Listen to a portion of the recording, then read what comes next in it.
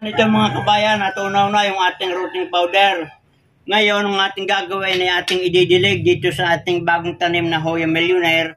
Tayo ngayon mga kabayan ay magpo-propagate nitong ating halaman na Hoya Millionaire. At makikita nyo matanda na ang kanyang mga sanga, may mga ugat na. Ayan.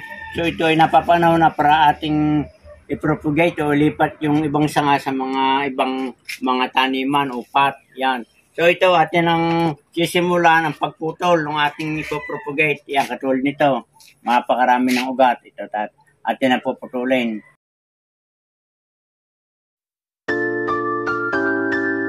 Ito naman ay parang sobrang haba. Di atin babawasan din. Ito may tutubuan na rin ng ugat.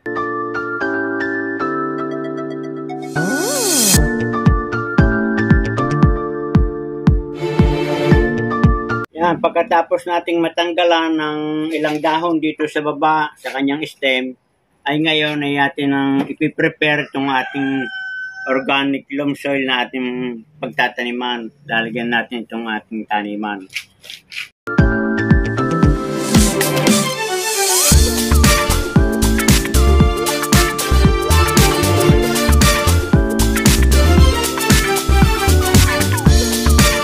Pag ito'y buhay ng mga kabayan, pwedeng i-transplant natin sa malalaking paso. Ay wala tayong available na malalaki, dito muna natin bubuhayin.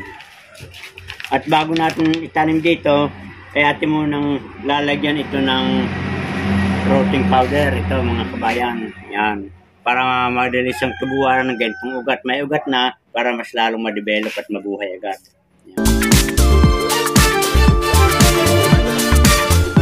Yan. Ating isasawsaw dito yung ating yung puno ng ating cutting, ng stem. Ganyan. Ating gagawin tatlo sa isang paso para pag lumago katulad nito, maganda, mayabong, hindi yung isang puno.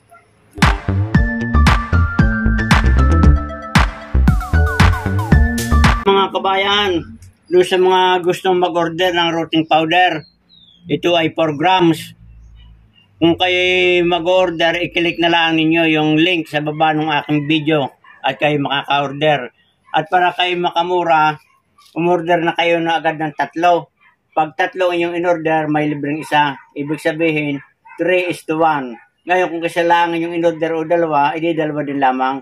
Kung 3 ang inyong order, 4 ang inyong matatanggap, may libreng isa.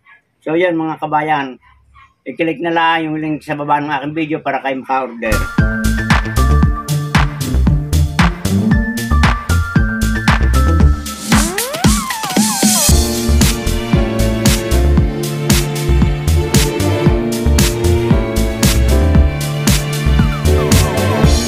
Pagkatapos nating maitanim itong ating Hoya Millionaire ngayon, ay tayo ay magtutunaw ng 4 grams na rooting powder dito sa 4 liters of water. Nating ididilig dito sa halaman. At sa iba pang halaman kong tanim, katulad ng talong, didiligin ko rin ito para mas lalong mabilis ang pag-develop ng kanyang mga ugat. Atin muna nga haluin mga kabayan. Ito mga kabayan, natunaw na yung ating rooting powder. Ngayon, ang ating gagawin ay ating ididilig dito sa ating bagong tanim na Hoya Millionaire. At didiligan ko na rin itong aking mga talong na tinanim sa polybag para mas lalong bumilis ang kanyang paglaki, dumibay ang ugat at magkaroon ng magandang dahon. Ito mga kabayan, sisimulan natin pagdidilig. Kada isang puno, isang lata dito sa ligaw.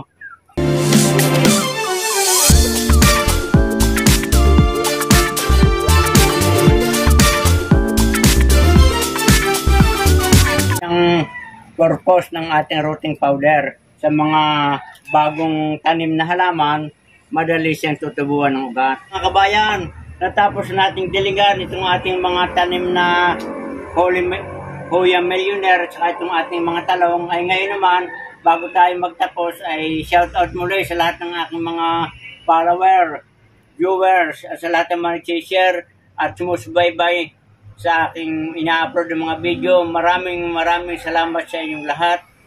Magandang araw, kabayan.